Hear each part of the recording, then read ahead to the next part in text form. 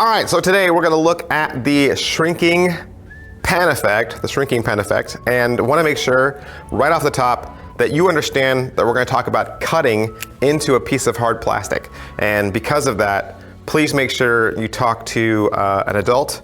Make sure that they understand what you're doing, and please get their help. I have trouble cutting this thing myself, all right? Because it is hard plastic, and because it's of the circular shape of it, it kind of demands that you use a little bit of force. And sometimes when you use too much force on these little plastic caps, they break. So again, I don't want anyone to cut themselves or hurt themselves. Don't do this. Please don't do this without a parent or guardian's permission, okay? So a couple of things about the pen that we're gonna use. You can't just use any pen. You can't just pull any pen out of the drawer. You wanna make sure your pen has a couple of features for this. The first of which is, I try to get like a cheap Bic pen that has contrasting color. This is black and transparent, but I think black and white looks the best, because then when the stem is sliding down the barrel, the contrast of the black on white looks good, okay? You also want the cap that has this little ring right here. You can see the little bump right there, okay? You want that. You want that because that's kind of like your guide of where you're gonna cut, all right? So you want that little ring. Second, when you take the pen cap off, you wanna make sure that right here, it doesn't have one of those rubber grip things. Sometimes the new pens or certain pens, they have like a little helper that you can push down on that has a little rubber grip for your fingers. You don't want the rubber grip either, because that's gonna hinder the stem as it slides down. You want it to be a smooth transition. So again, I'd probably get a Bic pen, black on white, make sure it has the ring right here, and make sure it doesn't have any grip, and you'll be good to go. Again, we're talking about cutting using scissors, probably sharp things, and I don't think scissors always work. I think there's better options out there.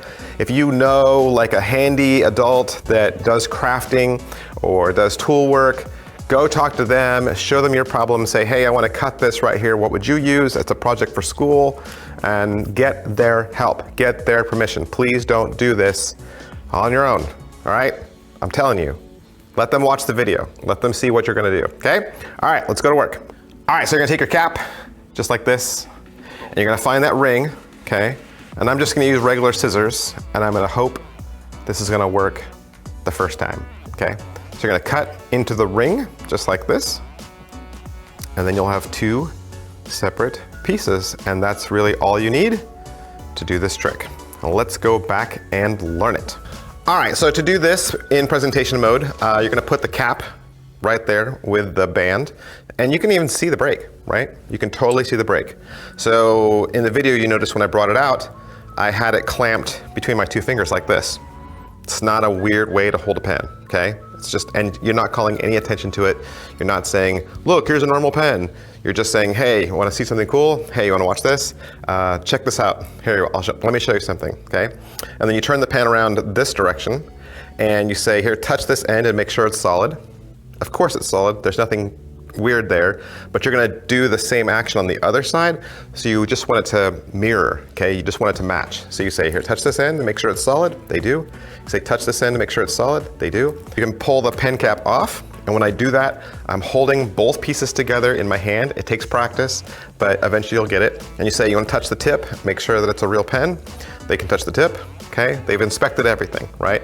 You're gonna put this back on, and just kind of put your pressure right there and push it all the way in. And again, it's not gonna line up, it's still gonna be broken, it's still gonna be a little weird, okay? And you're gonna hold it, and you notice that when I did it, I transferred it to my other hand, just because for me, that hand feels more natural, but you wanna make sure that whichever hand you do it in, that's the hand, that's your strong hand, or that's the hand that feels most comfortable. So you're either gonna hold it like this, okay? Or you're gonna hold it like this. But whichever way you hold it, wherever the break is, your arm is gonna be covering it like this, and you're gonna do the same thing with your other arm, even though your other arm's not doing anything. So you're holding out your arms like this, okay? And what's really happening is the pen is sliding back behind your arm, okay? You could do it in your fist, but I think your fist doesn't look as natural. I think when people see fist, then they think, oh, it's just hiding in your fist. Like when you make a coin disappear, people say, oh, it's in your fist. So make sure the bar is facing out towards your spectator, facing out towards the person you're doing it for. Okay, you're gonna hold it at the tips of your fingers like this, and my arm is going this direction, perpendicular with the ground, and then I'm gonna mirror the other side so it looks the same, okay? That's kind of crucial. So I'm holding it like this. And then I'm kind of twisting with this hand, and with this hand, I'm just keeping that ring, just holding that ring solid. So I'm kind of twisting and pushing, see, and it always starts to shrink. And it's not going into a fist. It looks, unnatural. So I'm doing it like this, twisting, twisting, twisting. I'll probably stop 2 times or 3 times just to show them how small it's getting. I don't go all the way because I can't go all the way. It's hitting the base of my hand, see? So I can go that far and stop. I do this thing where I show them like, oh, look how big it is. Instead of going like that, because that doesn't look natural. Like, look how small it is. That doesn't look like a natural way to hold your hand. So I say, look how small it's gotten.